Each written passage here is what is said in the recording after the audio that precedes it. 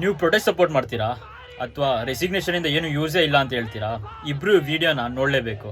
BJP supporters ಹೇಳ್ತಾರೆ resignation ಇಂದ use ಇಲ್ಲ, ಗೌರ್ಮೆಂಟ್ ಆಲ್ರೆಡಿ ಆಕ್ಷನ್ ತಗೊಂಡಿದೆ, ನೀಟ್ ಇನ್ಮೇಲೆ CBT ಅಲ್ಲಿ ನಡೆಯುತ್ತೆ, CBI ಇನ್ವೆಸ್ಟಿಗೇಷನ್ ಕೂಡ ನಡೀತಿದೆ ಈ ಕಲ್ಪಿಟ್ಸ್ ನ ಕಂಡುಹಿಡಿಯೋಕೆ.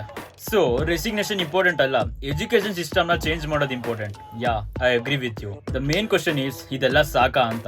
JEE ಆಲ್ರೆಡಿ CBT ಬೇಸ್ಡ್ ಅಲ್ಲಿ ನಡೀತಿದೆ, ಬಟ್ ಸ್ಟಿಲ್ 2021 ನಲ್ಲಿ ಅಲಿಗೇಷನ್ಸ್ ಬಂದಿದೆ. ಪ್ರೈವೇಟ್ ಇನ್ಸ್ಟಿಟ್ಯೂಟ್ ಸ್ಟೂಡೆಂಟ್ಸ್ ಗೆ ರಿಮೋಟ್ಲಿ ಹೆಲ್ಪ್ ಮಾಡಿದ್ದಾರೆ ಅಂತ.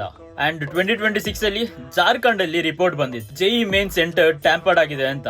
So yes, government action important, CBI probe important, CBT important, but only ಇದು ಮಾತ್ರ ಸೊಲ್ಯೂಷನ್? Absolutely no. ಈಗ ಪ್ರೊಟೆಸ್ಟರ್ ಸೈಡ್ ಬರೋಣ. ನನಗೆ ಯಾವುದೇ ಪೊಲಿಟಿಕಲ್ ಪಾರ್ಟಿನೂ ಸಪೋರ್ಟ್ ಮಾಡಲ್ಲ, ಬಟ್ ಸ್ಟೂಡೆಂಟ್ಸ್ ನ ಸಪೋರ್ಟ್ ಮಾಡ್ತೀನಿ. ಯಾಕಂದ್ರೆ ನಾನ್ ಕೂಡ ನೀಟ್ ಎಕ್ಸಾಮ್ ನ ಕೊಟ್ಟಿರ್ತೇನೆ. ಈ ತರ paper leak years of efforts ನ ಡಿಸ್ಟ್ರಾಯ್ ಮಾಡುತ್ತೆ.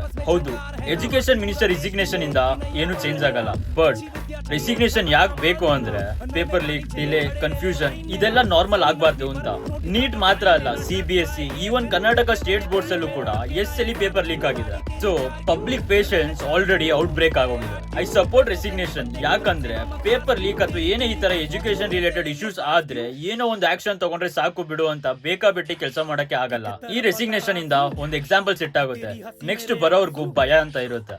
ಬಟ್ ಏನೇ ಬೆಟರ್ ಪಾಲಿಸೀಸ್ ತಂದ್ರು ಜನರು ಲೂಪ್ ಹೋಲ್ಸ್ ನ ಹುಡುಕ್ತಾರೆ. ಅದ್ ಯಾಕೆ ಗೊತ್ತಾ? ನಾವು ಬ್ರಾಡ್ ಪಿಕ್ಚರ್ ನ ನೋಡೋಣ ಬನ್ನಿ. ಈ ನೀಟ್ ಪೇಪರ್ ಲೀಕ್ ನ ಎಕ್ಸಾಂಪಲ್ ಆಗಿ ತಗೋಣ. ನಾವು ಇಂಡಿಯಾದಲ್ಲಿ ಡಾಕ್ಟರ್ ಪ್ರೊಫೆಷನ್ ಗೆ ಎಷ್ಟು ಇಂಪಾರ್ಟೆನ್ಸ್ ಕೊಡ್ತೀವಿ, but tell me honestly, MBBS join ಆದವರೆಲ್ಲ ಎಷ್ಟು ಜನ ಪ್ಯಾಷನ್ ಇಂದ ಜಾಯ್ನ್ ಆಗಿದ್ದೀರಾ? ಮೋಸ್ಟ್ ಆಫ್ ದೆಮ್ ಹೇಳೋದು ಪೇರೆಂಟ್ಸ್ ಫೋರ್ಸ್ ಮಾಡಿದ್ರು ಅಥವಾ ಪ್ರೈಡ್ ಗೆ ಅಥವಾ ಯಾವುದೇ ಬೇರೆ ಸ್ಟೇಬಲ್ ಕೆರಿಯರ್ ಆಪ್ಷನ್ಸ್ ಇಲ್ದೇನೆ MBBS ಜಾಯ್ನ್ ಆಗ್ತಾರೆ. ಇದು ಇಂಡಿಯಾದ ಬಿಗ್ಗೆಸ್ಟ್ ಪ್ರಾಬ್ಲಮ್.